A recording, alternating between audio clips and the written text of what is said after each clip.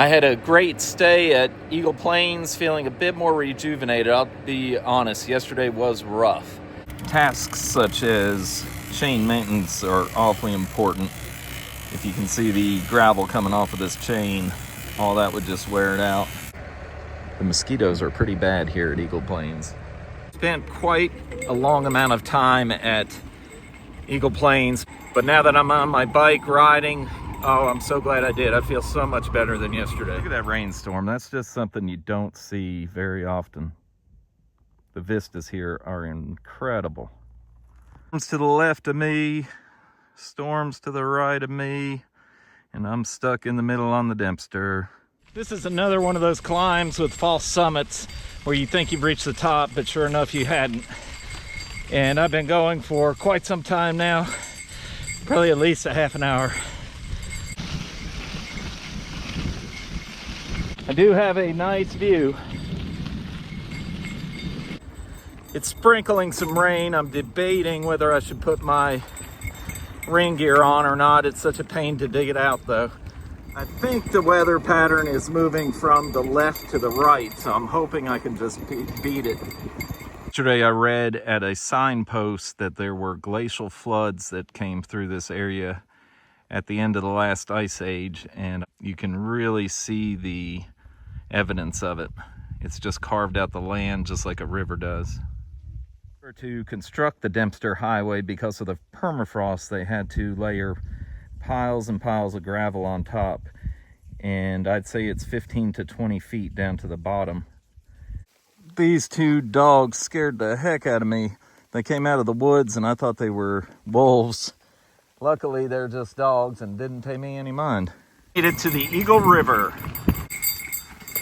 Because of the size of these squares, riding across this bridge really felt sketchy. After leaving Eagle Plains and crossing the Eagle River, you have quite a challenging climb ahead of you. This is one of those climbs that makes you question if you should just get off and push. GPS is throwing a little over 3 miles an hour. Whew! Friends who have stopped to see me. Wiped out just before that bridge. Oh no! Yeah, they're helivacing her out of Eagle Plains. We came along just after. Oh my God. Well, that was Ted and Pat. Unfortunately, they gave me bad news. Elspeth, who I mentioned earlier, she actually crashed coming out of Eagle Plains really bad, and they are medevacing her from Eagle Plains to Dawson City. So David and Leanne are driving back to Dawson City. Elspeth, David or Leanne, if you see this video, please let me know how Elspeth's doing. To the top of the climb, I keep thinking about Elspeth and hope and pray she'll be okay.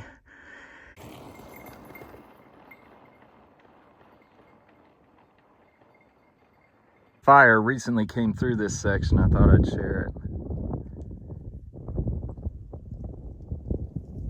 This is something you don't see every day.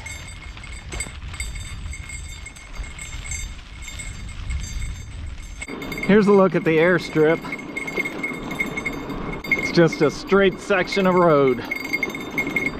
The area that was burned that I showed you earlier, you can really see the ground that it covered from this vantage point. As I get further and further north, the more often I see these markers on the side of the road for use by the snowplows so they know where the road is during winter.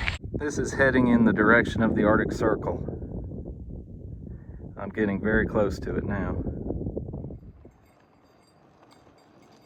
Just look at the way the sun is shining on these mountains.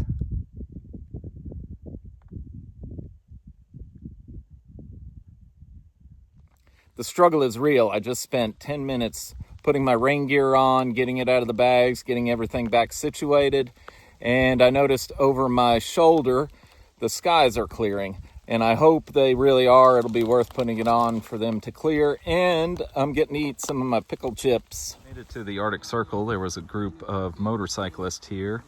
And they took my camera and took some pictures of me. But they told me about some bad weather that's coming in tomorrow, and this is the start of it. It's a big thunderstorm, and one of my favorite kind of RVs is coming in. That thing is amazing. Well, this is the Arctic Circle. After this, it's all downhill. Wink, wink to the Arctic Ocean. I wish it was all downhill. In celebration of crossing the Arctic Circle, I'm breaking out the caramel cashew trail mix. I brought this all the way from home. Got rain forming all around me. There's a big storm over here to my left. I've heard thunder from it. There's rain straight ahead of me. And then there's what looks to be more rain forming off to my right. And I have a big mountain pass to climb. Well, this is what makes it fun, isn't it? What kind of idiot would decide that it's going to be fun to ride their bike to the Arctic Ocean? If you are thinking about riding to the Arctic Ocean, get yourself a pair of these dishwasher gloves. They are indispensable. Looks like more rain up ahead.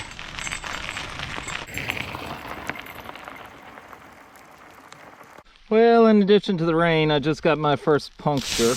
Oh crap, that's bad, that's bad. Yeah, that's going flat, flat, flat. All right, I've got stuff for this. I've got a patch kit, but I'm not gonna be able to film. And it was just a sharp rock, went right in there. I am here at the Northwest Territories border, and Lawrence, Gladys, and Mary picked me up after having my flat tire, which was such a blessing. And they're actually giving me a ride to Fort McPherson. Oh, okay. Oh, you get water out of here? Yeah. We have stopped to pick cloudberries. This is so cool. They're just growing out in the tundra and they taste good. This is the Peel River ferry crossing.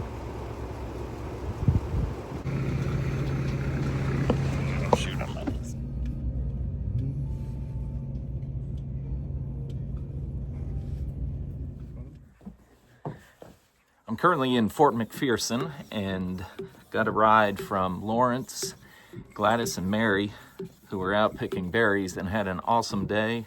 I did skip a few miles because I rode with them, and they let me spend the night at their house, which was just unreal. What a moving experience, and sincerely appreciated. I'm currently plugging my tire and used the Stans kit for that. It was a good sized puncture. I spent quite in celebration of crossing the Arctic Circle, I'm breaking out the